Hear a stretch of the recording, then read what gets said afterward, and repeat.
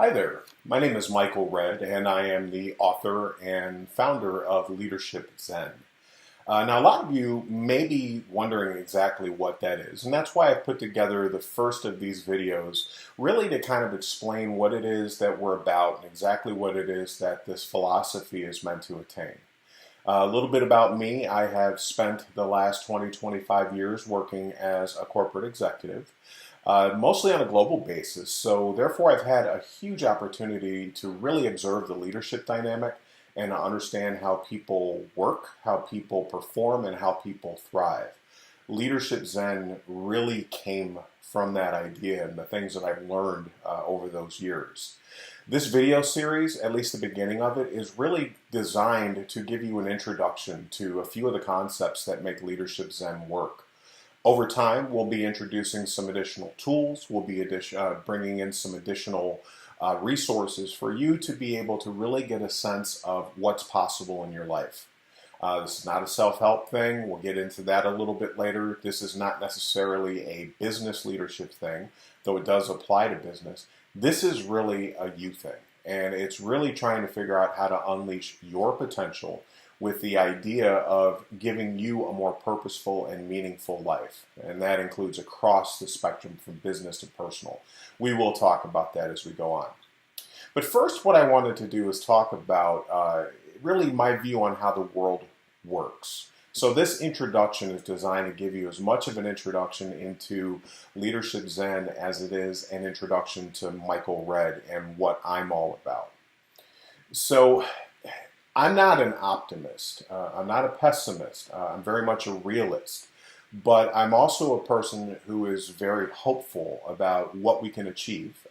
And I'm hopeful, but at the same time, I look at things and realize that in order for hope, because hope isn't a strategy, for hope to work, it requires people, people like yourselves, people like all of us, to be able to make the decision to see something slightly different and then act to achieve it.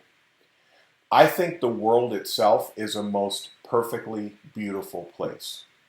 Its very existence speaks to great possibility, possibilities that exist not only broadly within nature and society, but also within ourselves. It is this potentiality in all of us that Leadership Zen seeks to explore and to grow. We don't always understand this potential, either as individuals or as leaders of organizations, our communities, or even society at large. Most of us tend to view the world in terms that we're most comfortable defining it with, which means that we ultimately limit what we can do and what we can achieve because those boxes aren't necessarily or usually indeed very flexible. We don't naturally consider other perspectives and opportunities. And in some cases, we work very hard to ally with conventional wisdom to ensure that we fit in, rather than to be the outlier that dares to challenge that conventional wisdom. While being on the outside of what is considered normal isn't the main goal of Leadership Zen, increasing our willingness to dip a toe or two into that unknown certainly is.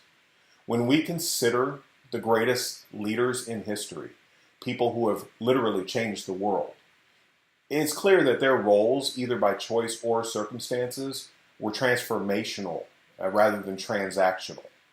They didn't try to get from point A to point B with a minimum of deviations from the standard path.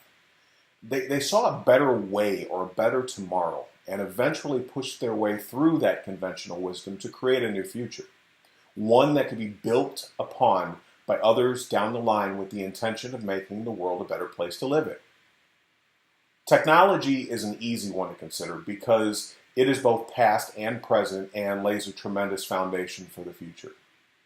One of my favorite commercials running as I talk today is one in which a young girl playing with an iPad Pro is asked what she's doing with her computer. She replies, "What is a computer?" Now, I doubt she literally doesn't know what a computer is, but the message the story conveys is that time inevitably marches on. What we knew as children, even things that were new and innovative at the time, might as well be sitting in the Smithsonian Institution today. For example, this is a good one. I started my tech journey with a 3.5K. Yes, that's K in kilobytes. Commodore VIC-20 in the early 80s. And soon after, jumped to a whopping 64K in my next machine. And yes, for those of you who knew that time period, that was a Commodore 64. Think about it though. Today, that iPad that the young girl is playing with has nearly 40 million times the storage capacity of those early machines, let alone the processing power.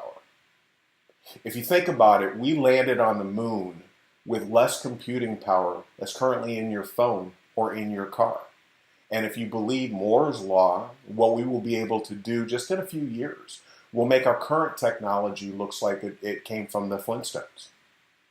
But technology isn't the only place this kind of progress can or should happen. The people who brought about these innovations just looked at things a little differently and operated in a world where the question wasn't if, but rather how. That same potential exists within each one of us when we think about our own meaning, purpose, and sense of fulfillment. Most of us want more out of our lives, for our loved ones, and in some cases for everyone else around us. Leadership Zen was written and developed to start a journey where rather than waiting for someone else to find solutions for the next great moment in our timeline, we create our own milestones and cause a little change within ourselves. Now, in case you think this is just another self-help book, and we talked about this at the beginning, or another attempt to concoct a new flavor of the month in leadership development, let me put your fears to rest.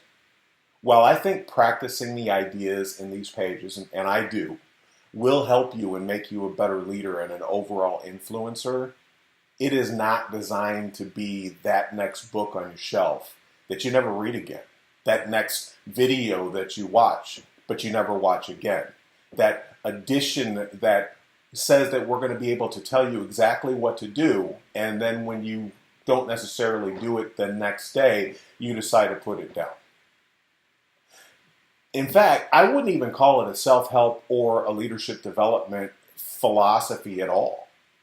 The best way I can describe it, it's a primer for personal change. It's about the building blocks to help you transform how you think, which in turn affects how you act as you grow your belief in your own capabilities. For me, a continuing veteran of this personal journey, which is nowhere near done, it has given me a new perspective about life, both my own and in general. I like to believe it has and will continue to make me happier, healthier, and more fulfilled than at any point I can recall since childhood. Room to grow, certainly, but journeys sometimes take a while. That's the best endorsement I can offer, and I offer it to you as I invite you to begin your own odyssey with Leadership Zen. So relax, take a breath, and listen on. I have tried to make this a lighter video. You can probably tell that I'm not a professional at this part. I'd like it to be non-clinical and filled with examples. I'd rather make it filled with examples and anecdotes to illustrate the concept. I look forward to you joining the journey and hopefully joining me in changing the world, one life at a time. Thank you.